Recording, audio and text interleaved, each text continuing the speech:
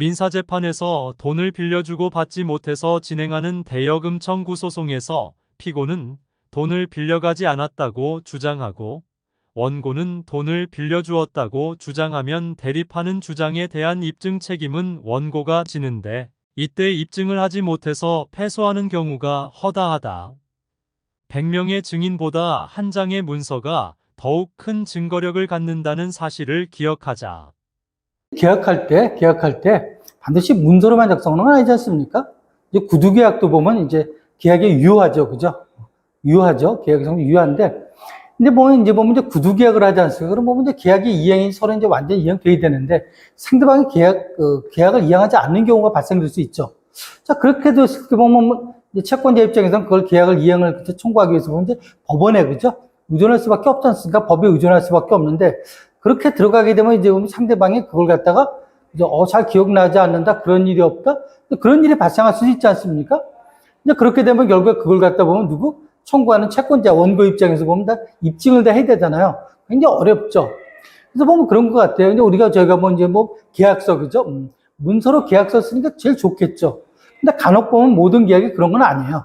계약서를 쓰지 않는 계약도 있죠. 굉장히 많죠. 그죠? 그런 계약 많죠. 그래서 계약서를 쓰게 되면 그래도 보면 상대방이 그런 계약을 갖다가 이행하지 않았을 때 이쪽에서 청구했을 때 상대방도 그 계약 요건을 보지 않습니까? 그래서 봐서 이게 만약에 법정으로 가게 되면 결국에는 그저 재판에서 패소가 될 거고 패소가 되면 원금과 비용과 이자와 또 거기에 대해서 그죠? 그 본인들 거래선에 대해서 그냥 있지는 않았겠죠. 여러분 채권자가 뭔가 감이라든지 청구를 했을 거니까 거기에 따른 신용 하락이라든지 그것까지 감수해야 되다 보니까 상당히 이제 불안감을 가지다 보니까 그래서 우리 보면 그래서 문서로 쓰는 경우 있잖아요. 그렇게 하면 어느 정도 이행될 확률이 좀 높다고 볼 수 있는데 근데 문제는 보면 계약서 쓰지 않은 경우가 그런 거 굉장히 많거든요. 우리 많지 않습니까? 그냥 물건 주고 오기도 하고 서로 그냥 구두로 하고요. 그래서 그런 게 나중에 문제가 되잖아요. 그래서 저는 이제 그렇게 생각을 해요. 우리 보면 출하증 같은 경우 있지 않습니까? 서로 확인서, 문서, 물건 잘 받았다든지 어떤 확인증 같은 건 받아두는 게 굉장히 중요하다고 그죠. 나중에 보면 상대방이 그걸 부인하게 되면 여러분이 입증을 해야 되잖아요. 입증을 하려면 이제 그런 게 이제 문제가 되는 거죠. 그래서 우리 거래했을 때 확인서 같은 것도 받아두는 게 중요하다. 그래서 우리 보면 나중에 보면 여러분 이제 재판이라는 거 하지 않습니까? 그럼 나중에 보면 원고 피고에 따라서 보면 증거 자료를 제출하죠. 그래서 원고가 내는 걸 갑제 1, 2, 3, 5증, 피고는 의리라고 해서 1, 2, 3, 5인데 재판이 길어지면서 보면 3, 4, 5가 막 늘어나기 시작하는 거죠. 근데 그런데 나중에 보니까 없으면 뭐가 나와야 되는 거죠? 증인이 나와야 되는 거죠, 증인. 그런 사실을 내가 봤다, 그런 거 갖다 보면 선서 가지고 해야 되는데, 나중에 재판할 때 보면 있잖아요. 그래서 보면 100명의 증인보다 한 장의 문서가 유리하죠. 문서 하나. 증인이라는 건 어떻습니까? 증인이라는 거 보면 여러 사람이 봤을 때 보면 기억이 안 될 수가 있죠. 그죠? 그죠? 기억한다는 건 그렇죠. 신빙력에서 결국 누가 판단하는 거 아니? 재판부에서, 그죠? 담당 재판부에서 그걸 갖다가 이제 증거력을 판단하지 않죠. 그런데 문서 같은 경우도 굉장히 유리하다. 그래서 정리하면 우리도 보면 인수증이라든지 그런 것도 받아볼 필요가 있다. 왜?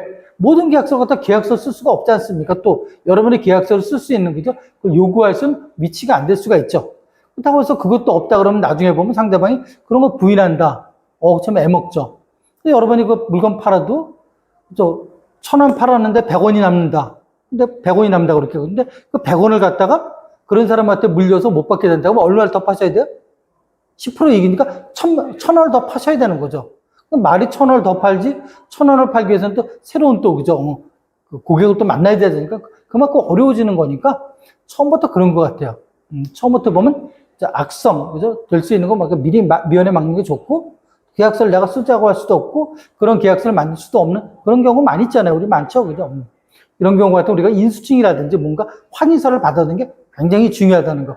그거 하나만 우리가 그죠? 잘 지켜도 악성 채권, 부실 채권을 예방하는데 큰 도움이 된다고 생각하고 있습니다.